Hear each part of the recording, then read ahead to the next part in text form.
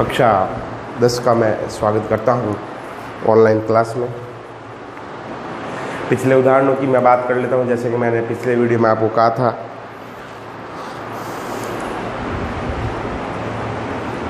ये आपके सामने उदाहरण लिखे हुए हैं, इनको एक बार आप देख लीजिए और मिलान कर लीजिए। फिर मैं बताता हूँ आपको कि क्यों इसमें कृतवाच्य होगा और क्यों कर्मवाच्य होगा।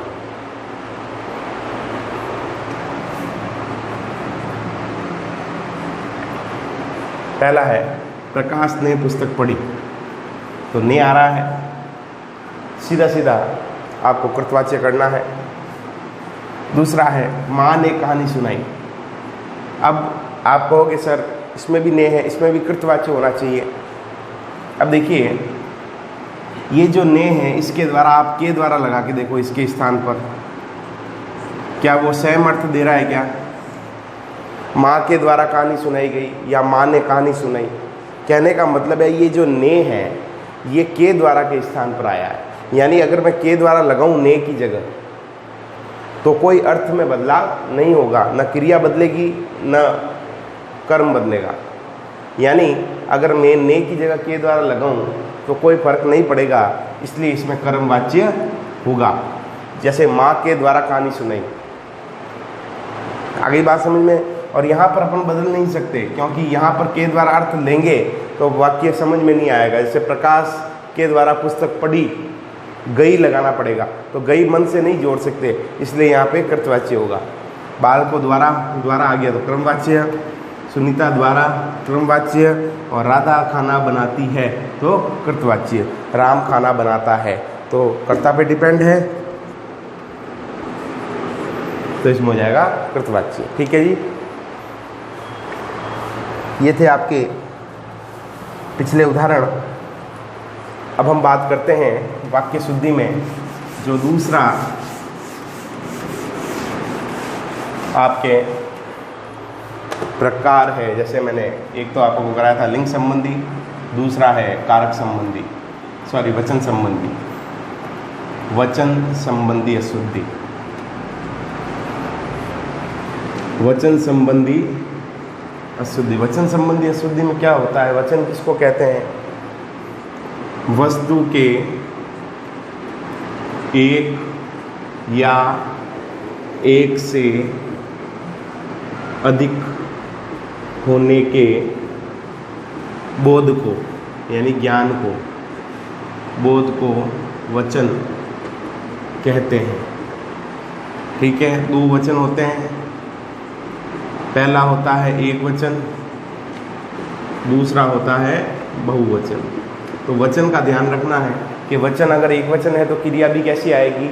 एक वचन क्रिया, और अगर वस्तु बहुवचन है यानी एक से अधिक है तो क्रिया भी कैसी आएगी? बहुवचन। अब देखते हैं अपन उदाहरण, अशुद्ध और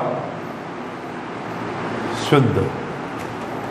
ठीक है जी, उदाहरण है, उसके पास 50 ग्राम सोने हैं। तो अब आप तो पूरा लिखेंगे, मैं जो है जहाँ पर बदलाव होना है या जहाँ पर गलती है उसको नोट डाउन करके वहीं सीधा शब्द लिखूँगा, आपको पूरा लिखना है। अब यहाँ पर है उसके पास 50 ग्राम सोने हैं। अब सोना जो है यहाँ पर इकाई के रूप में है, एक इकाई के रूप में 50 ग्राम, तो एक इकाई के रूप में है यानी एक वचन के रूप में है, तो सोने भी कैसा आएगा? एक वचन आना चाहिए। तो सोने की जगह आप करेंगे सोना। ठीक है, आपको पूरा लिखना है वापस। दूसरा है,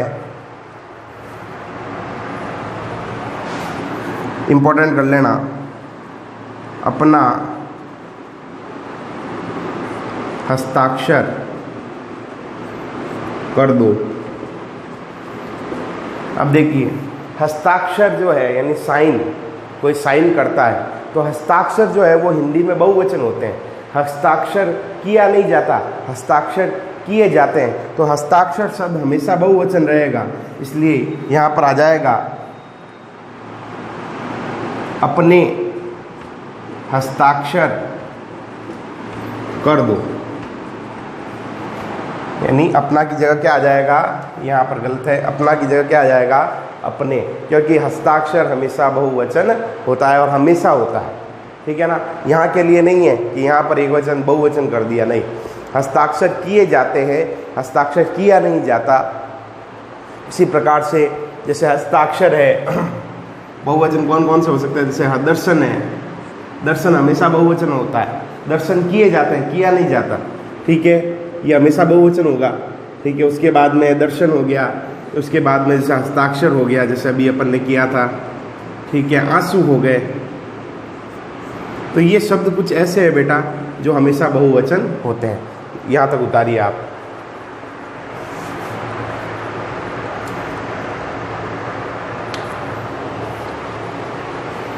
चलिए आगे देखें।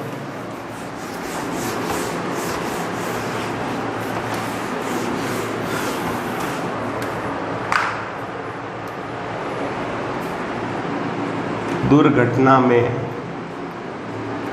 अनेकों लोग मारे गए। अब यहाँ पर अनेकों जैसा कोई शब्द होता ही नहीं, अनेकों कोई शब्द होता ही नहीं। शब्द क्या होता है, अनेक। अनेक का मतलब ही बहुवचन है, तो अनेक को करने की जरूरत ही नहीं। अनेक जो है यानी एक से अधिक है, अनेक का मतलब क्या है, एक से अधिक, और अनेकों कोई शब्द होता ही नहीं है। तो अनेक जो है वो अपने आप में ही क्या है, बहुवचन है, ठीक है। तो दुर्घटना में अनेक लोग मारे गए। इसके बाद में है चौथा,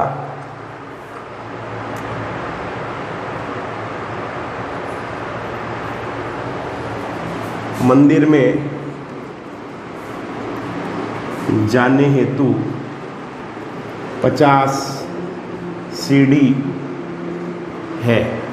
अब सीढ़ी जो होती है, अब एक सीढ़ी है, एक है तब तो सीढ़ी कहेंगे, 50 है, एक से ज़्यादा है तो सीढ़ी की जगह क्या आ जाएगा, सीढ़ियाँ।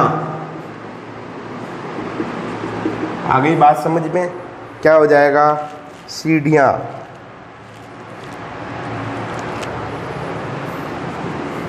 राम के आंसू निकल गया।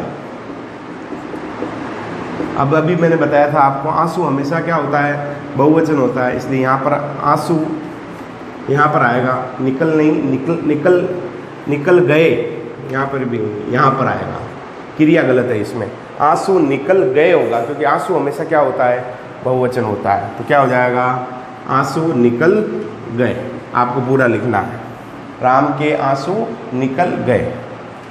अगला, मेरा प्राण निकल रहा है। अब देखिए, प्राण भी हमेशा कैसा होता है, बहुवचन होता है।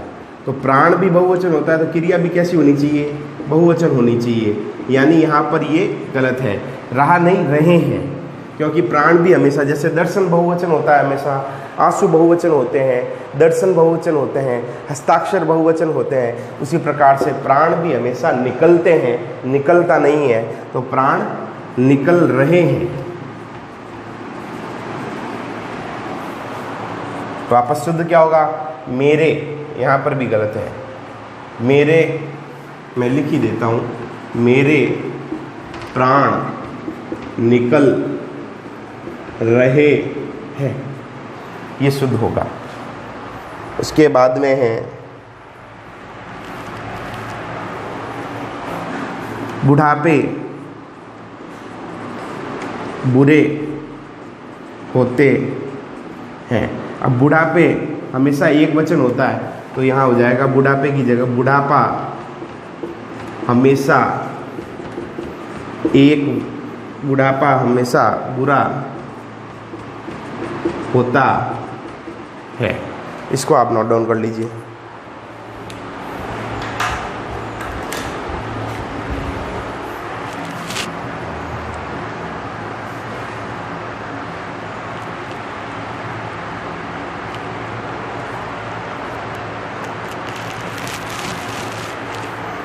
चलिए उसके बाद में है आगे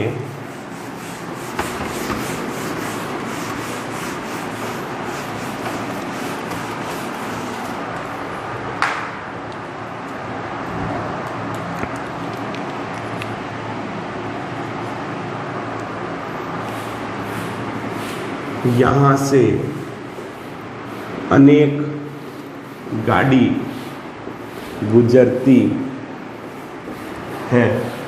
अब देखो अनेक, अभी मैंने बताया था बहुवचन है, तो अनेक के साथ जो चीज़ आएगी वो भी क्या होगी, बहुवचन होगी। तो अनेक गाड़ियाँ गुजरती हैं, तो क्या हो जाएगा यहाँ पे, गाड़ियाँ। फिर है न माँ,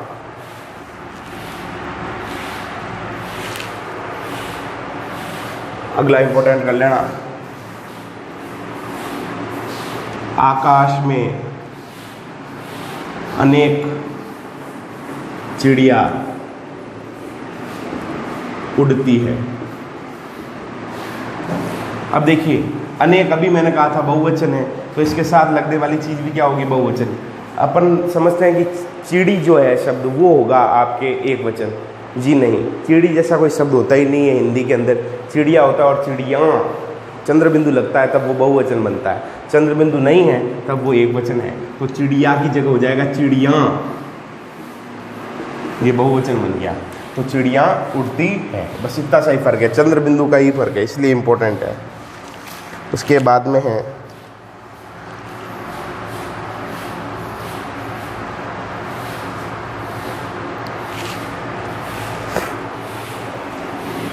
इन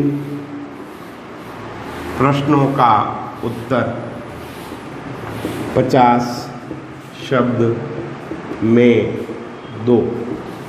तो देखो इन प्रश्नों का मतलब क्या है, एक से ज़्यादा है, तो प्रश्नों का नहीं, आगे यहाँ क्या आ जाएगा, के। इन प्रश्नों के उत्तर 50 शब्द में दो, का और के का ही फर्क है। उसके बाद में है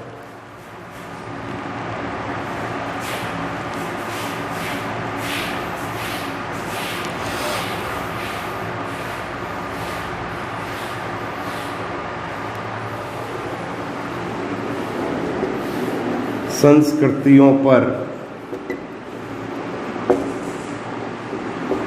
देशवासी मर मिटा। तो संस्कृतियों पर नहीं होता है, संस्कृति होता है, संस्कृति पर देशवासी मर मिटा। और अंतिम है वो है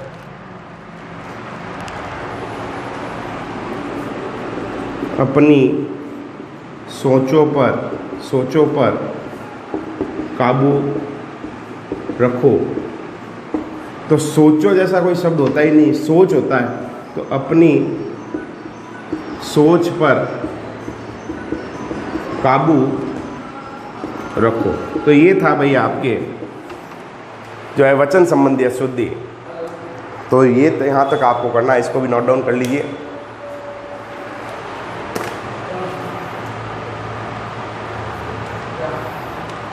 आगे की बात करेंगे अगले वीडियो में, तब तक के लिए धन्यवाद। जय हिंद, वंदे मातरम।